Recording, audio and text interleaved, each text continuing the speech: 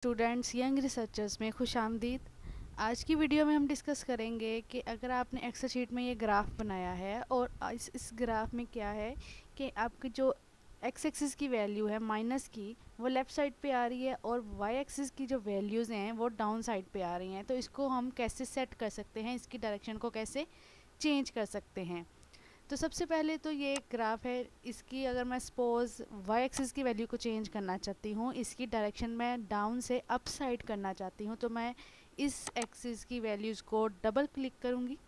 जब double click करूँगी तो मेरे पास साइड पे ये ऑप्शंस क्लियर हो जाएंगे। और अगर डबल क्लिक करने से ये अगर आपके पास ना आए, सपोज़ आपके पास ये चीज़ आ जाए, ये आ जाए, जो भी चीज़ आए, आपने ये लास्ट वाली जो 3 बार्स हैं इनको ओपन करना है।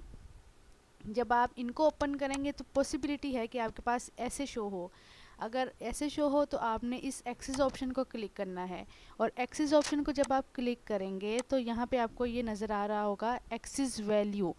एक्सिस वैल्यू यहाँ पे 350 लिखी हुई है। तो जैसा कि आप देख सकते हैं कि इसकी वैल्यू 0 से 350 तक जा रही है। तो क्या है, यहाँ पे एक्सिस वैल्यू 350 लिखी है, मतलब कि ग्राफ 350 से स्टार्ट होगा। हालांकि ग्राफ को 0 से स्टार्ट होना चाहिए।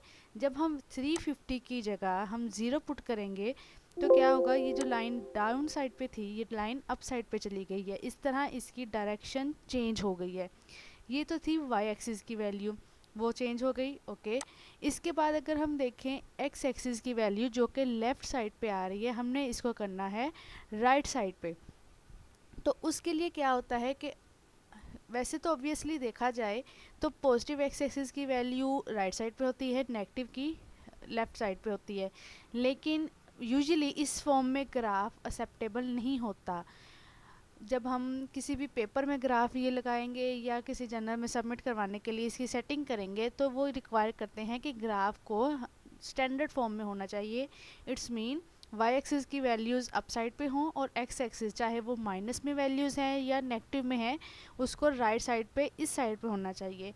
तो इस नेगेटिव एक्स एक्सिस की वैल्यूज़ को चेंज करने के लिए भी हम इसको डबल क्लिक करेंगे। डबल क्लिक करने से क्या होगा, साइड पे ये पॉइंट्स जो है हमें शो होंगे। यहाँ पे ऑटोमेटिक का ऑप्शन क्लिक है, आपने ऑटोमेटिक नहीं करना, एक्सिस वैल्यू पे क्लिक करें।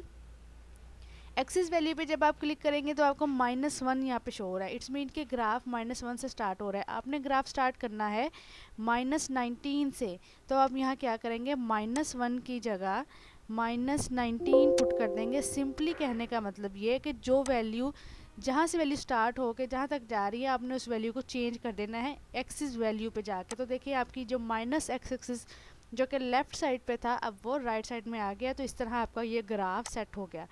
यहाँ तक तो बात थी कि एक्स एक्सिस और वाई एक्सिस के को उनकी डायरेक्शन को कैसे चेंज कर सकते हैं।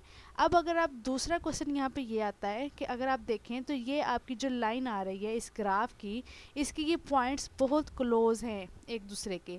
तो इन पॉइंट्स को थोड़ा सा सेपरेट करने के लिए ताकि लाइन मोर क्लियर हो, अब ये देखें इस लाइन ये ग्राफ हमारा -11 तक इसकी वैल्यू कंप्लीट हो रही है, उसके बाद ये स्पेस सारी खाली है।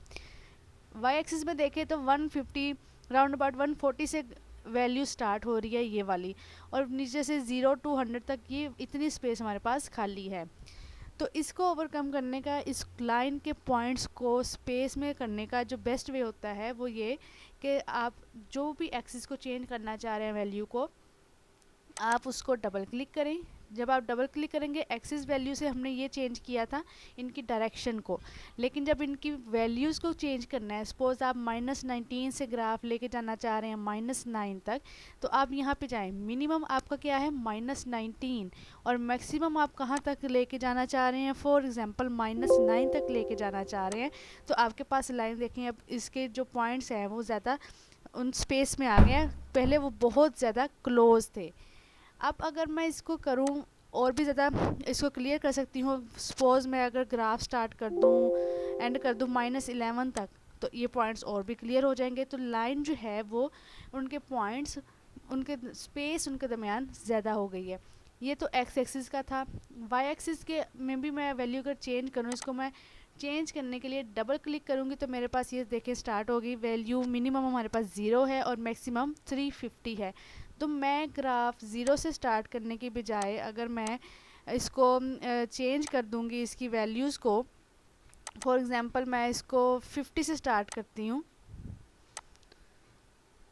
एक्सिस ऑप्शन पे जाना है, यहाँ पे ज़ीरो की जगह आपने 50 अगर लिखें तो ग्राफ की जो लाइन है वो देखें ये सेट हो गई। अगर मैं इसको 50 की बजाय 100 से भी स्टार्ट कर दूं तब भी ये ग्राफ की लाइन और ज़्यादा क्लियर हो जाएगी, और ये वैल्यू मेरे पास राउंड अबाउट 310 तक, ये 300 तक जा रही है, 305 तक जा रही है।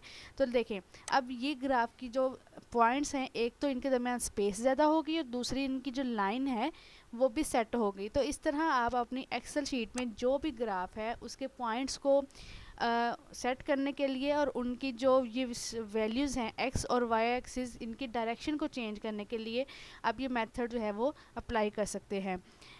और इससे अगली वीडियो में मैं आपको बताऊंगी कि एक्सेल शीट में ग्राफ बनाते कैसे हैं और उसमें जो फर्दर चेंजेस करने वाली हैं वो कैसे करते हैं। तो keep watching young researchers. Thank you very much.